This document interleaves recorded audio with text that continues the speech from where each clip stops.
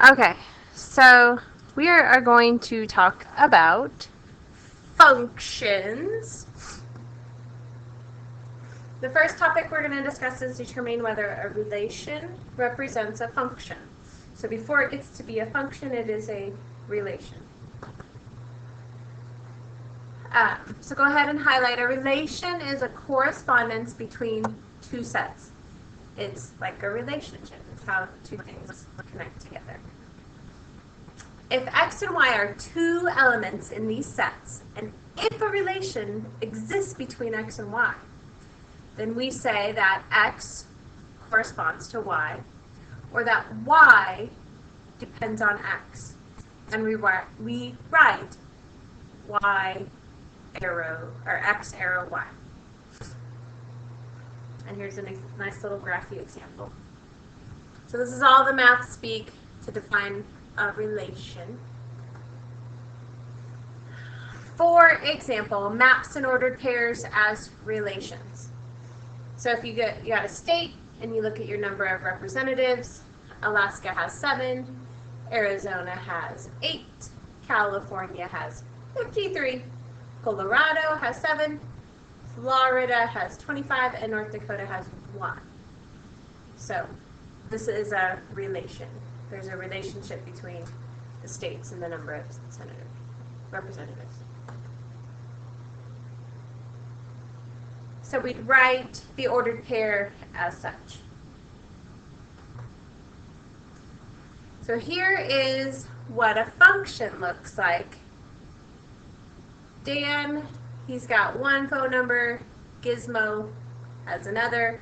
Colleen has 2 phone numbers, which is okay. Phoebe has a phone number. And then the animal life expectancy function, dog is 11, duck is 10, rabbit is 7. Should be nothing like crazy new so far. Okay, so here's the nitty-gritty. X and Y are 2 non-empty sets. A function from X into Y is a relation that associates each element of X with exactly 1 element of Y. So each element of X goes to exactly 1 element of Y.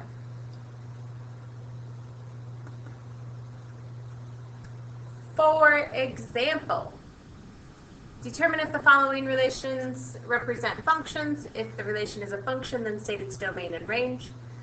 And here's how I think of it. If you input an x value into your function, you'll get out a y value consistently if it's a function. So I put in 2 and my function gives me out 4. You can't put in 2, if you put in 2 and you get out 4, you can't put in 2 again and get out a different number. That is not a function. So it'll consistently give you an output. Level of education, no high school diploma, some college graduate, maps to unemployment rate. It is a function. The domain is no high school, some college, and college graduate. The range is each of these percentages.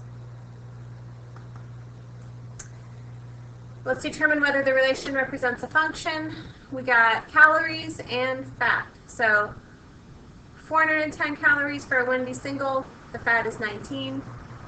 Wendy's Big Bacon Classic 580 is 29. Burger King Whopper is 24. Chicken sandwich 23. Big Mac 23.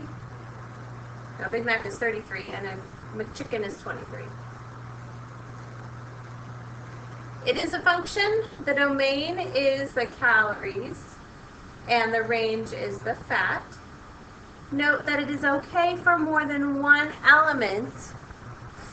It's okay for the chicken sandwich here and the chicken sandwich here to have the same fat, but it is not okay for the reverse.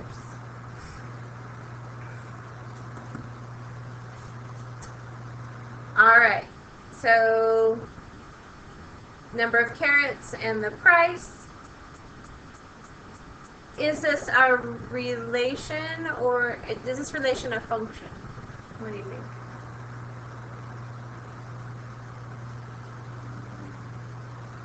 Why does it make it so complicated for Wednesday? I know. So you look, what you want to look for is, does any of these go to two different places?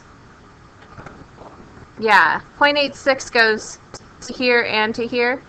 Because you want just, for this input, you want only one output. So it is not a function.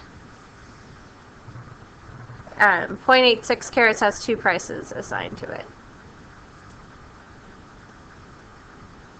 Alright, so let's looking at coordinates, determine whether each relation represents a function. If it is a function, state the domain and range. If you look at A, we have 2, 3, 4, 1, 3, -2, and 2, -1. Look, it is not a function because 2, 3, and 2, -1 goes to both 3 and -1, and that's not allowed. B is -2, 3, 4, 1, 3, -2, and 2, -1. Everybody maps to his own friend, so it gets to be a function. The last one, 4, 3, 3, 3, 4, -3, and 2, 1. It is not because 4 goes to both 3 and -3. Now we're going to look at equations and see if it's a function. The equation y equals -1/2x minus 3 is a function because for any x that we put in, we multiply by -1/2 and subtract 3, and there's only one possible output. Determine if the equation x equals y squared plus 1 defines y as a function of x. So if you solve for y, you get y squared equals x minus 1, which is equal to plus or minus square root of x minus 1. And it's not a function because I could put in 2 for x and I would get out 1 and -1 as an answer. So I get out 2 outputs for the same input.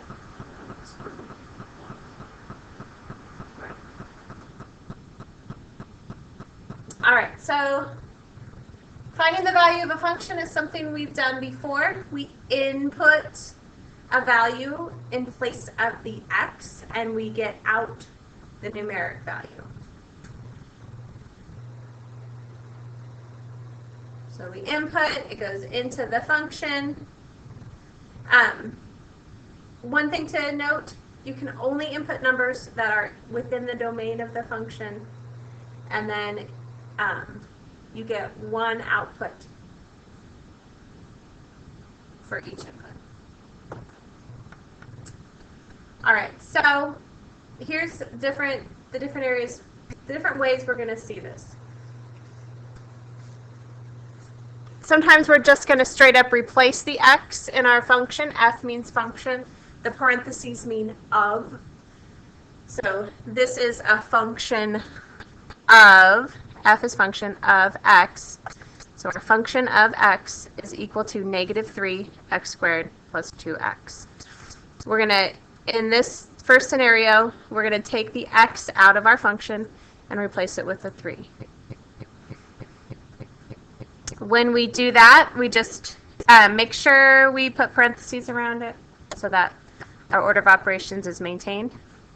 In the second scenario, I'm going to take my original function and I'm going to add it to my function that I get when I input 3. So now we're getting many tiers, many levels. So I have my regular function, which is this guy, and then I have my function where I replace x with 3, and I get the resulting function. For C, I'm just going to multiply my original function by 3.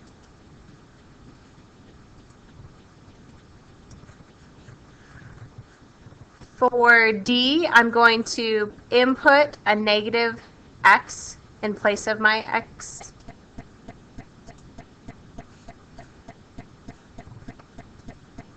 For E, I'm going to take my entire function and change the sign. For F, I'm going to replace x with 3x. For G, I'm going to take out the entire x and replace it with x plus 3 and simplify.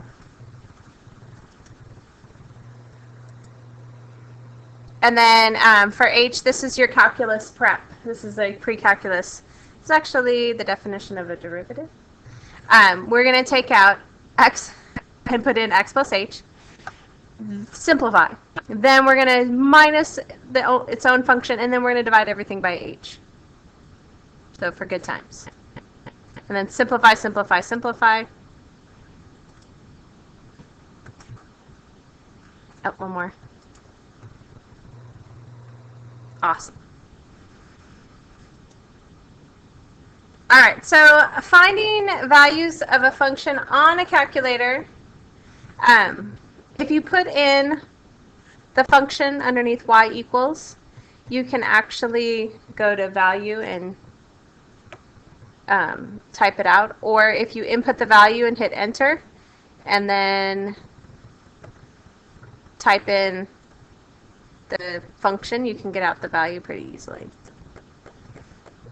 Here's the, if you input the y equals, on a graphing calculator, you can pull up y1 and just put in 3. Or I like the table better. Implicit versus explicit. If we look, what's the difference between implicit and explicit? This one, explicit, definitely has f of x. And the other difference is the explicit is solved for y. The implicit has the variables on both sides of the equation. All right, so let's get the important facts in our summary. For each x in the domain of f, there's exactly one image f of x in the range. However, an element in the range can result from more than one x in the domain. F is the symbol that we use to denote the function. It is symbolic of the equation we use to get from an x in the domain to f of x in the range. If y equals f of x, then x is called the independent variable, or the argument of f, and y is called the dependent variable, or the value of f at x.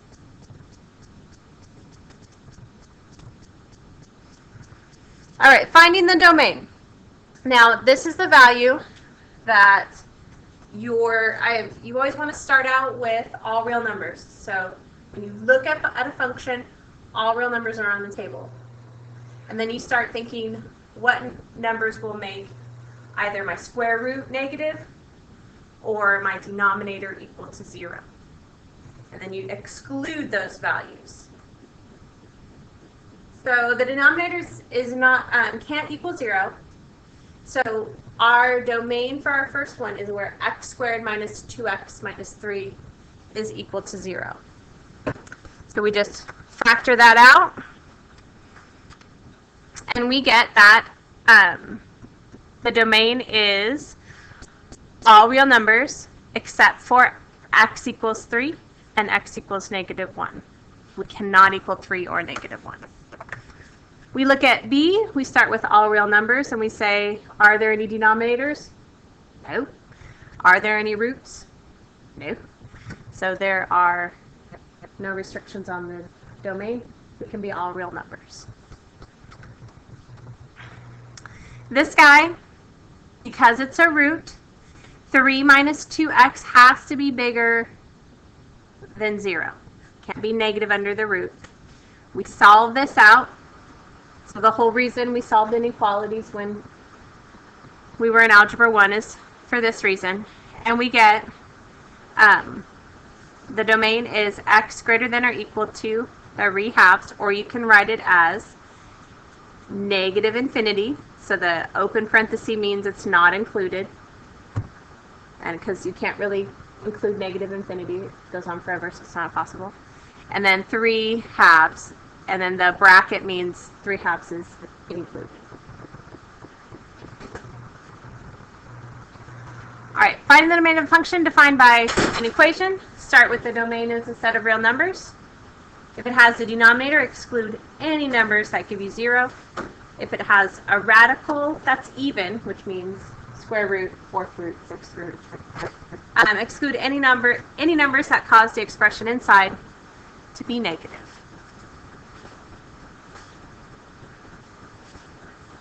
All right. Let's look at a couple examples. A rectangular garden has a perimeter of 100 feet.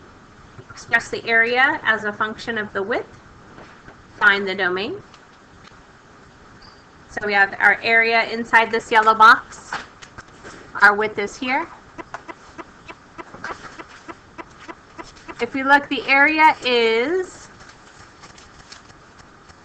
base or length times width. So the length, if it's 100 feet all the way around, we have, this has to be 2W plus 2L equals 100 feet. Let's write that down.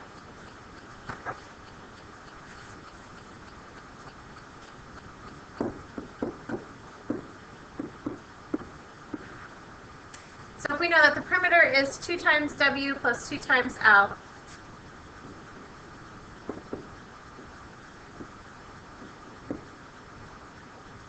and we solve for L, we get minus 2 Ws, so 100 minus 2W equals 2 times L, and I divide everything by 2. And I get 50 minus W equals L.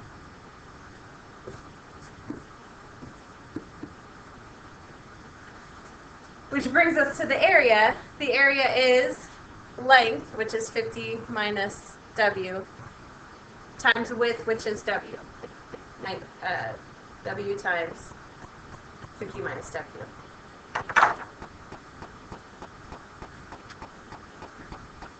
So our domain is between 0 and 50 because it can't be negative. Why can't our width be negative?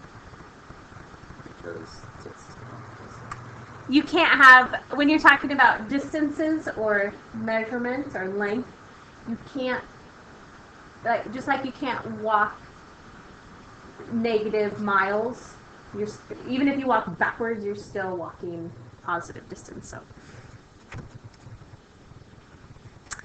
form the sum difference part. Okay, so this is fun. You guys will love this. The reason I love this is because it looks really complicated, but it is so mega easy. So when you're adding two functions together, so if I have function f and function g, and they're going to write it all crazy in function notation, f plus g, this means the function f plus the function g, and all this means is of x. So these two functions have a variable x. They're dependent on the variable x. Simple. You just take the whole function f and add it to the whole function g. Easy, straightforward. Same with the difference.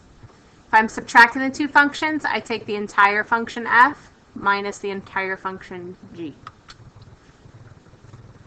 Same with multiplication. Same with division. The only caveat with division is that because I'm dividing by the function g, g can't equal 0. So you have to exclude that domain-wise. All right, so here's what it looks like. I got a function f, who is 2x squared minus, or 2x squared plus 3. I have a function g, who's 4x to the third plus 1. So if I'm adding the two together, I just put a plus sign in between the two functions and simplify. If I'm subtracting them, I put a minus sign, but make sure you parenthesis the entire g function because you're subtracting the whole thing and not just the first value, and then you simplify. When you're multiplying them, you just put multiplication in between the two and simplify. And then when you're dividing them, you put one on top and one on the other. All right. That's it.